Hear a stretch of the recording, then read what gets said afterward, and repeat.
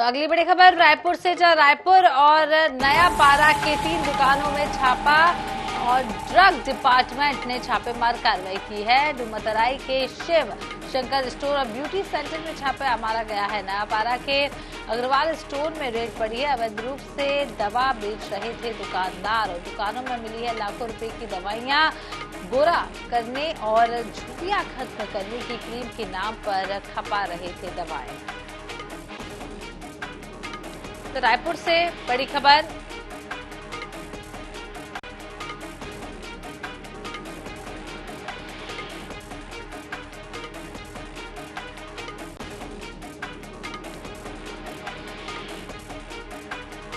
तो रायपुर से इस वक्त की बड़ी खबर आपको बता रहे हैं, जहां छापेमार कार्रवाई की गई है और अवैध रूप से दवा बेच रहे थे दुकानदार, उनकी दुकानदारों पे छापेमार कार्रवाई, दुकानों पर छापेमार कार्रवाई की गई है। रायपुर और नया पारा की ऐसी 3 दुकानें हैं जहां ड्रग्स डिपार्टमेंट ने छापेमार कार्रवाई की है। आपको बता दें, गोरा करने और झुर्रियां खत्म करने के नाम पर क्रीम बेच रहे थे और खपा रहे थे दवाएं। मदराई के शिव मंदिर और ब्यूटी सेंटर में छापेमार कार्रवाई की गई है। वहीं नया पारा के अग्रवाल स्टोर में रेड पड़ी है। बड़ी खबर रायपुर से, अवैध रूप से दवा बेच रहे थे सभी दुकानदार।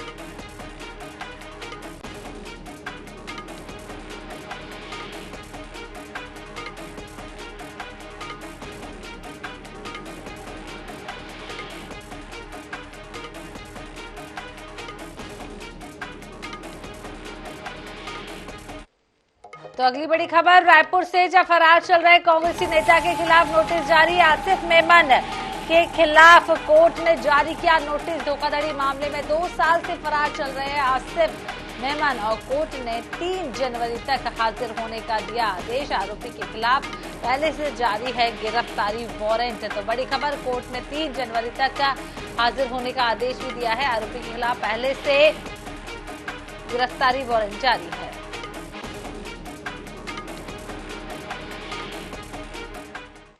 अगली खबर रायपुर से, जहां जिले में कोलाहल प्रतिबंधित क्षेत्र किए गए घोषित। जी हां, 100 मीटर की परिधि कोलाहल प्रतिबंधित क्षेत्र घोषित है। रायपुर कलेक्टर डॉक्टर सर्वेश्वर भूरे ने जारी किया है आदेश। सभी शासकीय प्राइवेट हॉस्पिटल, स्कूल, कॉलेज, जिला एवं सत्र न्यायालय, अन्य न्यायालय, मंत्रालय, संचालनालय और सभी शासकीय कार्यालय चिन्हित क्षेत्र में शामिल। कलेक्टर ने आदेश का कड़ाई से पालन करने का निर्देश दिया।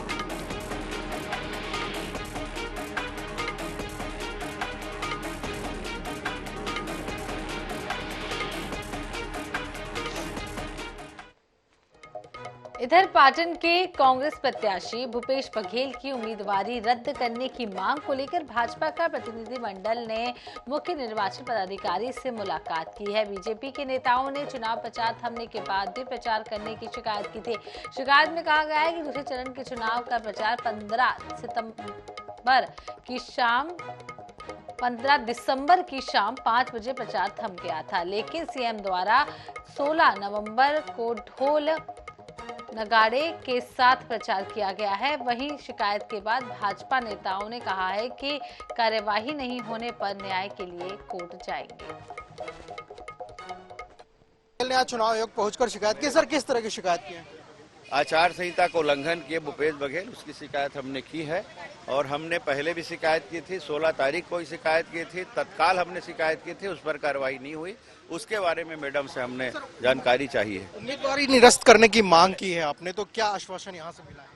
बोले हैं कि हम जांच करा रहे हैं, उस पर जो भी जांच में आएंगे उस पर कार्रवाई करेंगे। तो क्या कोर्ट जाएंगे? कार्रवाई नहीं करी तो जिस हद तक जाना होगा हम जाएंगे, हम न्यायालय भी जाएंगे, न्यायालय के दरवाजे खटखटाएंगे। बिल्कुल, ये सांसद विजय बघेल जिन्होंने सीएम भूपेश बघेल की शिकायत जो है वो चुनाव आयोग में की और उनका साफ तौर पर कहना है कि अगर उनके खिलाफ कार्रवाई नहीं की जाती, उनकी उम्मीदवारी निरस्त नहीं की जाती तो कोर्ट की शरण लेकर न्याय की मांग करेंगे। कैमरन मलकित के साथ स्वप्निल गोरखड़े, INS न्यूज, रायपुर।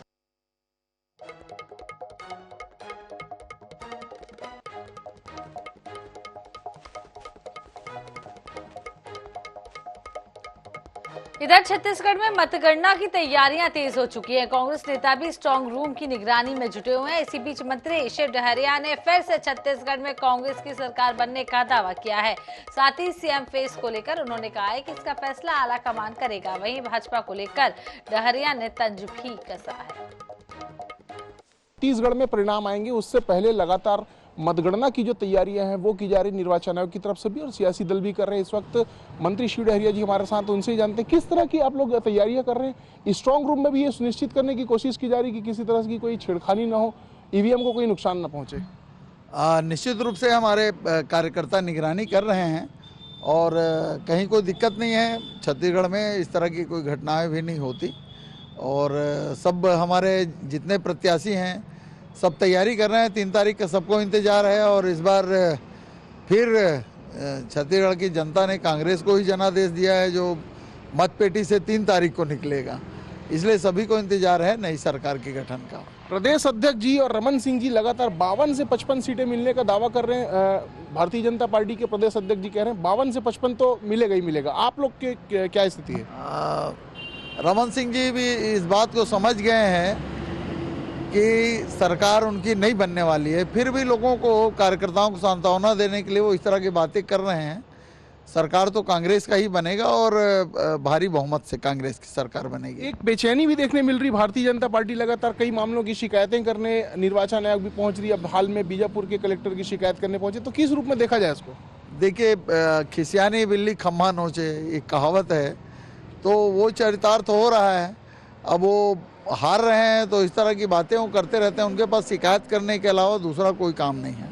आप लोग लेकिन जब इतने आश्वस्त हैं कि 75 पार की बहुमत के साथ, भारी बहुमत के साथ सरकार बन रही, तो मुख्यमंत्री कौन होगा, ये इस पर भी कुछ प्रकाश डालेंगे? देखिए, मुख्यमंत्री कौन होगा ये तय करने का काम हमारे हाईकमान का है और हाईकमान ही तय करेगा कि मुख्यमंत्री कौन होगा। तो मुख्यमंत्री कौन तय करेगा ये तो हाईकमान तय करेगा, लेकिन कौन होगा ये तय करेगा। लेकिन कहीं ना कहीं छत्तीसगढ़ में कांग्रेस अपनी जीत को लेकर लगातार आश्वस्त नजर आ रही है और जो दिग्गज नेता हैं वो भी इस बात का दावा कर रहे हैं कि पार्टी की बहुमत के साथ सरकार बन रही है और यही वजह है कि मतगणना के लिए तैयारियां भी तेज कर दी गई है। कैमरामैन इकराम कुरैशी के साथ गौरव शर्मा, NS 24/7 रायपुर।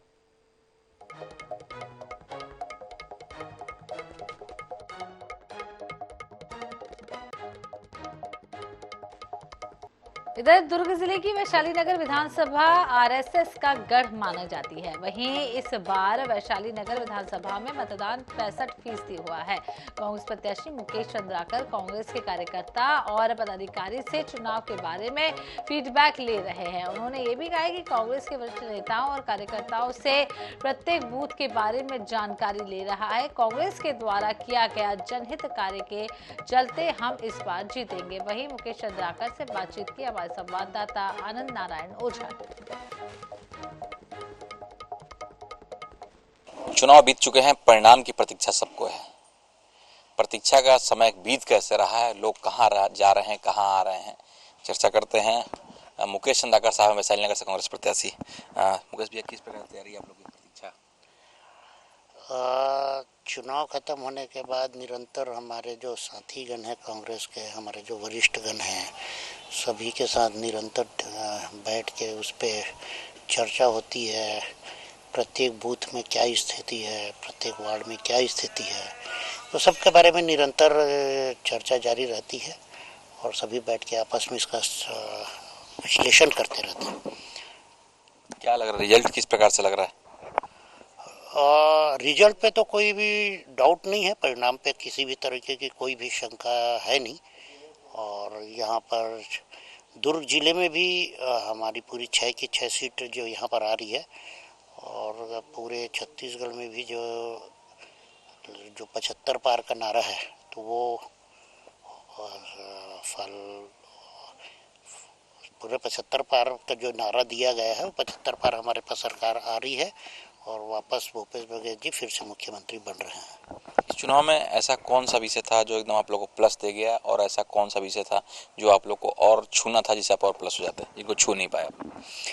देखिए, पिछले 5 साल जो माननीय मुख्यमंत्री भूपेश बघेल जी को, कांग्रेस की सरकार को काम करने का मौका मिला, उसमें 2 साल कोरोना में निकल गया, लेकिन 3 साल में जो उन्होंने जनहितैषी कार्य जो छत्तीसगढ़ में किए हैं, जिससे यहाँ की जनता सीधे लाभान्वित हुई हैं, उसके आधार पर ही हम लोग ये चुनाव लड़े हैं। विकास के आधार पर ही चुनाव लड़े, जनहितैषी कार्यों के आधार पर ही चुनाव लड़े, तो वो हम लोग जो है जनता तक पहुँचाने में सफल रहे और जनता इसको स्वीकार की और उनका पूरा का पूरा आशीर्वाद हम सब कांग्रेस के प्रत्याशियों को मिला है।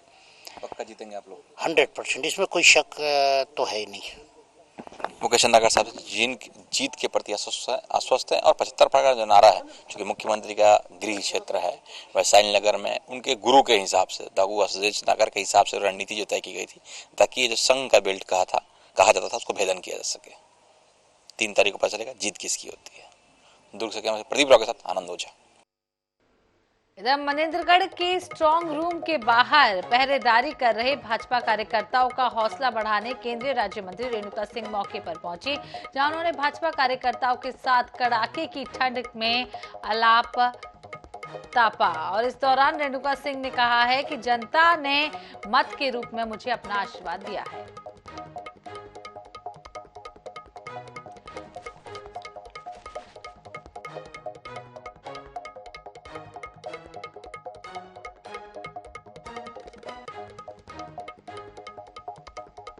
और इसी के साथ इस बुलेटिन में फिलहाल इतना ही। देखते रहिए NH 24/7। नमस्कार।